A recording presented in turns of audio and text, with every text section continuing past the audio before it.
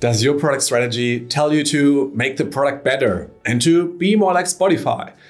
If yes, it's probably not that useful. That's because effective product strategy is about articulating explicit choices and making sure they get translated into action. In this video, I'm going to show you how to arrive at strategic choices for your product and how to translate them into action using OKRs.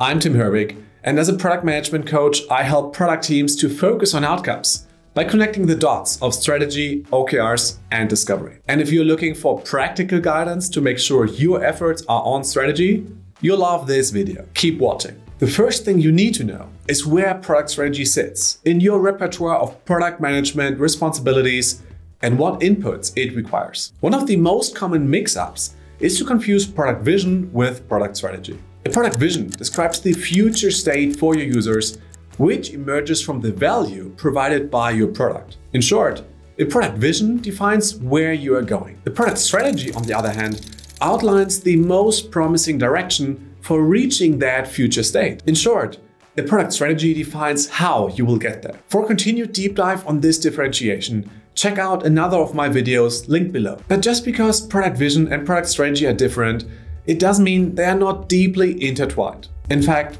I consider product vision one of the key inputs to building an ambitious product strategy. Considering the holistic nature of an effective product strategy, you want to look at the four key pillars of product strategy. The idea driving the strategy, the value you need to provide to succeed, the market you want to play and win in, as well as the capabilities needed to manifest the idea, create the value, and differentiate yourself from other players. And product vision is the most important input for the idea pillar of your strategy, as it articulates the long-term changes you seek to create. An articulated product strategy using any kind of framework is often the oversimplified summary of many tactical deep dives into each of these domains. However, this doesn't mean that your strategy should consist only of generic statements like drive revenue or build useful products. That's where strategic choices come in.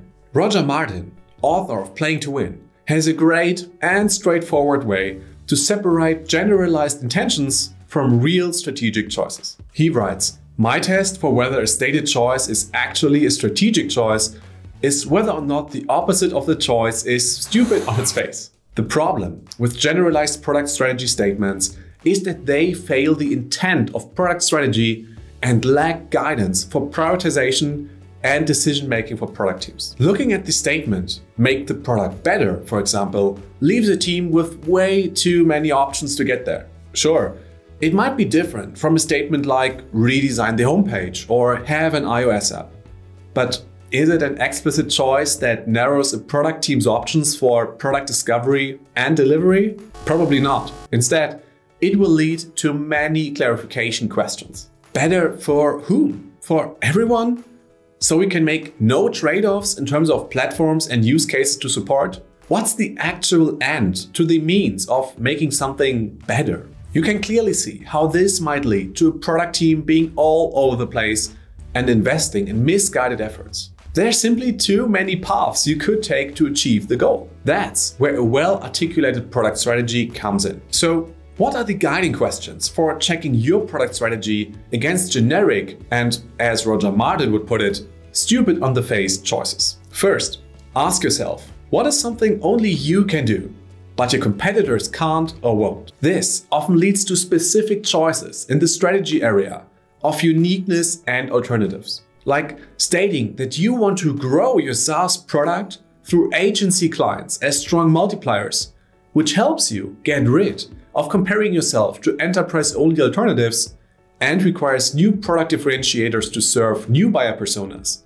as well as additional features to serve agency use cases. Or check your product strategy against gaps based on proven insights.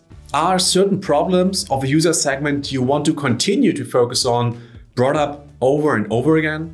If so, there's probably a gap in either your understanding of the actual job your users are trying to hire you for, or the missing capabilities of your team to deliver it. But even a well-articulated explicit product strategy choice won't automatically lead to results. That's why it's crucial to establish practices that help you with translating product strategy choices into action. One of the most effective ways to execute product strategy choices is to translate each choice into tangible proxy metrics and use them to set goals.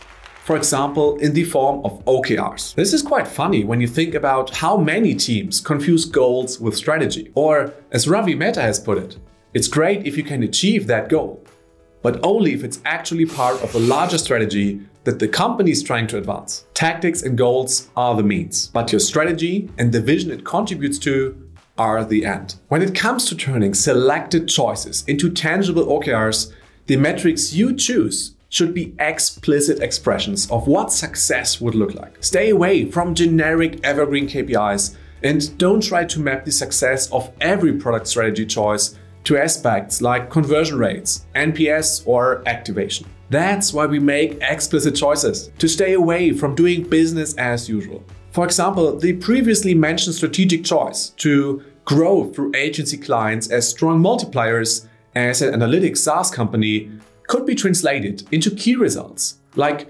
$200,000 of opportunity value from agency prospects in our sales pipeline, or 12 client projects have been created on our platform by agencies. For a different strategic choice, like scale client growth through onboarding automation, we could measure the success of this choice through key results like reduce onboarding time spent by the support rep department by 40%, or increase the number of customers onboarded in parallel by 30%. Depending on the nature of your product and the flight level of your product strategy, you might want to go through the exercise of deriving more leading team-level OKRs from these directly linked proxy key results. They enable the team to measure their progress and allow them to answer the question of how might we, through specific product discovery and delivery priorities.